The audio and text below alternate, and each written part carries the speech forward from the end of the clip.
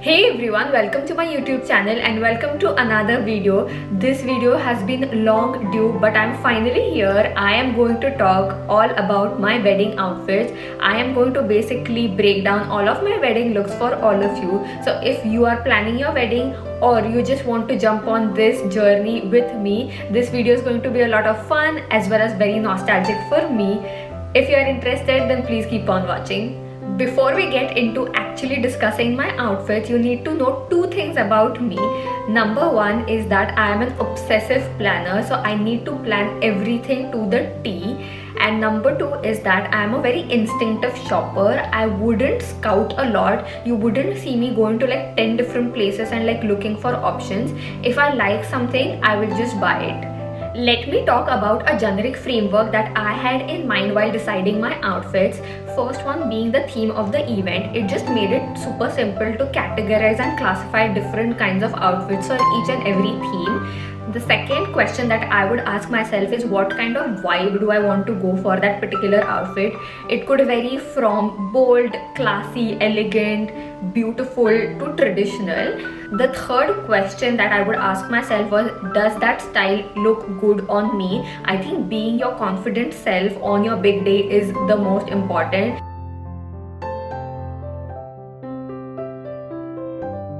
Now let's jump on to discussing the actual outfits. Let's begin with the first function that we had, which was mehendi. For mehendi, I wanted to keep the vibe very casual, fun and easy. I knew that I had to sit for long hours for actually getting my mehendi done, so I wanted it to be very comfortable. I knew that lehenga wouldn't be a good option for that, so I decided to go with a sharara suit. I got this pink sharara with all yellow detailing. I chose a sleeveless top just because I knew that I wanted to get mehendi at least till like my elbow length, so it just made a lot of sense to have like a sleeveless top just in case. I got this outfit from a local shop in Pune. I will make sure to link all the outfit details in the description box below, so do check that out if you are interested. For the hairdo, I decided to go with curls, and also to add that feminine touch, I decided to go with a floral tiara. Next function was the Seemant Pujan, which is a puja done one day before the wedding. Seemant Pujan was actually at the wedding location, which was in Lonavala. Because it was a puja, I decided to go for a sari. I wanted to keep the vibe very elegant and classy. I also wanted to make sure that the color I choose for this sari looks good in the evening, especially because it was an outdoor function. And I found this beautiful blue Irkal sari that I got from Belgaum. The royal blue color just stole my heart, and the cherry on the top was the contrast red border. It just looked so bridal and so feminine. I decided to get my blouse embroidered. All of my blouses are embroidered from the same tailor. I was very meticulous in what kind of embroidery my blouses would have. I did not want to go too overboard, but at the same time I wanted to keep it heavy enough so that it will look bridal. I am so glad I was able to communicate like my vision to the tailor, and he made all the blouses exactly how I wanted them to be. One key advice would be to have a lot of reference pictures for what your vision really is. I have a habit of literally saving everything that I like either on Instagram or Pinterest. So I had a mood board on my Pinterest set for each and every event, and I'll make sure to share some of these mood boards right here. I feel that really helped me and came in handy to communicate the vision that I had to different vendors, may it be for outfits while communicating it with the tailors or even for decorations. For all the wedding related pujas, having a shela was super important. Shela is basically a piece of dupatta that you will carry with the sari. So for this, I decided to go with a red shela. I got this red shela made from a local store in Pune as well. well. I literally handpicked the elements that would go on the shela, and I think it turned out to be very beautiful. For the hairdo, I wanted to actually keep this look very simple. I decided to go with soft beachy waves, and I think it looked so good. I also did not want a lot of accessories to be added for this particular look to just keep it very elegant, but we decided to tuck my hair a little behind so that my hair is not all over my face in the pictures, and I think it worked really well for the evening look.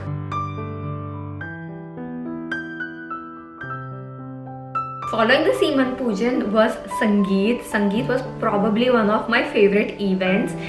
This picture was something that I had seen long time ago on Instagram, and something about this picture really hooked me up, and I had this reference picture in my mind.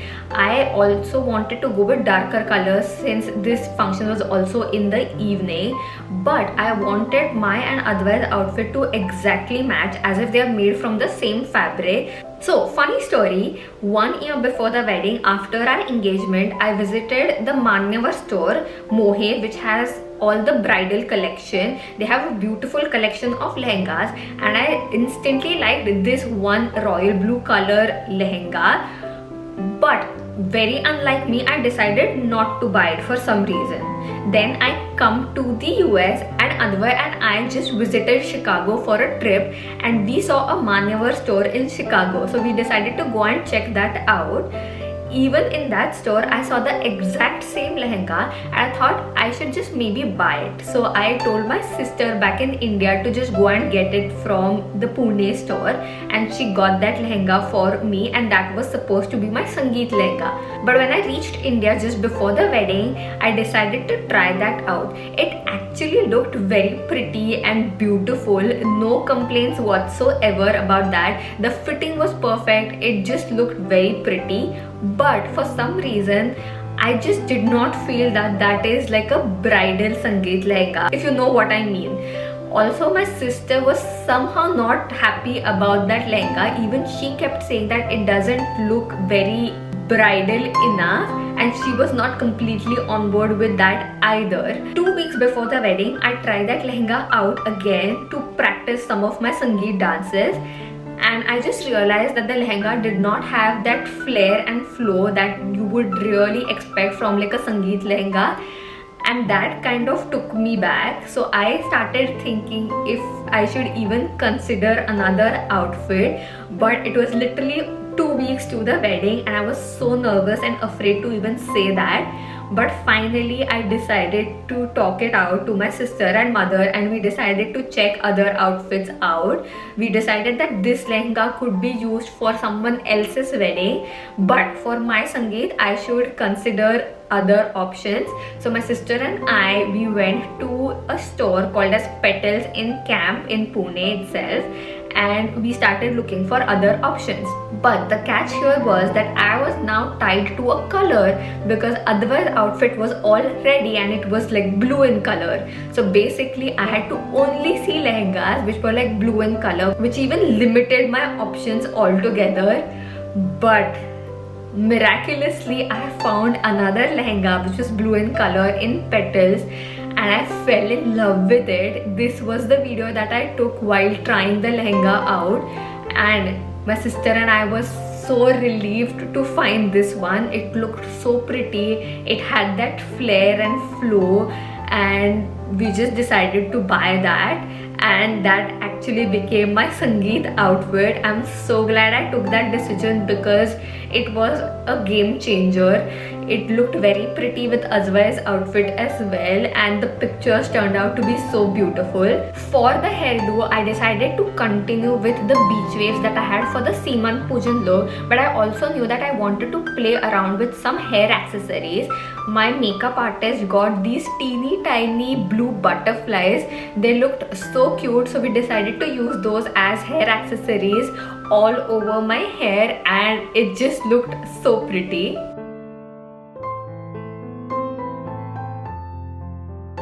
Let's move on to the most exciting part, which is the actual wedding day. Maharashtrian weddings are basically divided into two parts. One is the vidhis, which are all the rituals, basically from your kanyadan to wearing Mangal Sutra to the feras, and then you have the Mangalashtak, which is basically the Varmala.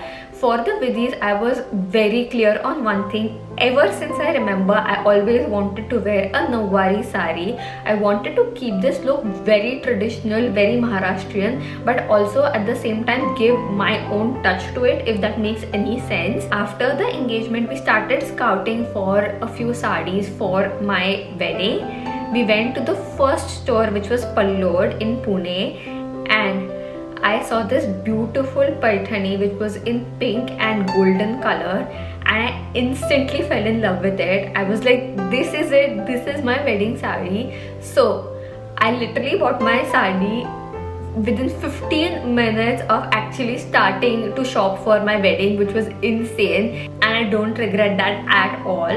For the blouse, I was a little confused if I should go with like a contrast green blouse or stick to the pink blouse that came with the sari. And big shout out to my sister. She was the one who literally pushed me in choosing the pink blouse, and I'm so glad I did it. Another funny story, I can actually now laugh it off while looking back, but at that time it was nerve-wracking. So basically, for the wedding blouse, I got like a peacock embroidery on my sleeves, but when I tried it on with the sari, it just did not look how I had envisioned it to be. It looked very simple, I would say. Funnily, I had another sari which I was supposed to wear for one of the pujas after the wedding, which had a very similar pink color blouse.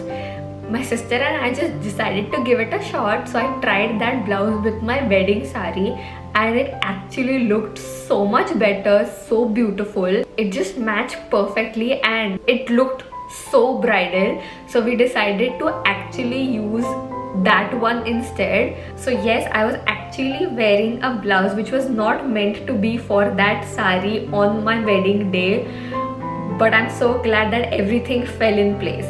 For the hairdo, obviously wanted to keep it very traditional. I went with a traditional bun. This was actually the very first time I was even wearing a bun. I always keep my hair open and very simple. So I was very nervous in trying a bun actually, because I did not know how it would look on my face. But my makeup artist Rutuja, she did such an amazing job. I actually started feeling beautiful when I saw that look coming together. So we decided to go with bun and some white and yellow flowers. I wanted the entire look to be like very traditional and coherent. I did not want to put in like modern accessories here and there which would like spoil the entire look. I feel the nath and the Chandrakor just tied the entire look together. If you are going for a traditional Nawari sari, nath and Chandrakor are a must.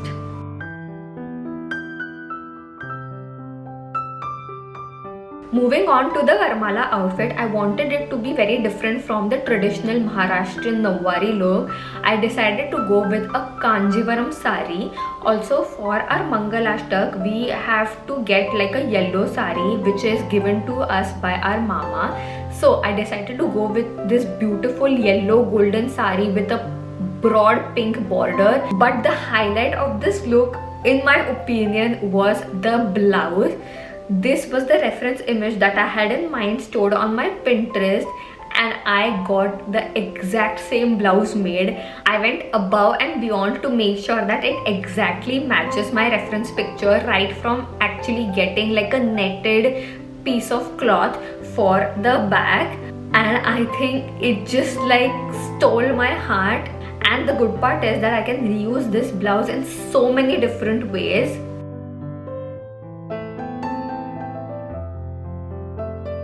After the Varmala was our mini reception, I decided to go for a lehenga for this particular look. I got this beautiful lehenga from the Surbhi Chopra label.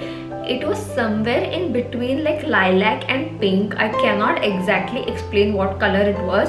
Probably this one right here, but closer to pink. I wanted to keep this look not very traditional, so I decided to go with a sleeveless blouse. Also, the style of the blouse was super interesting. I decided to go with like a tapering blouse inside, and the back also looked so pretty. For the hairdo, I decided to go with straight on the top and very soft curls at the bottom, and the hair accessory also made such a big difference. I would say that we really lucked out in getting Advai's outfit for this one. We got exactly same color matching outfit from a completely different store for Advai, and it just looked so beautiful together and so very well coordinated.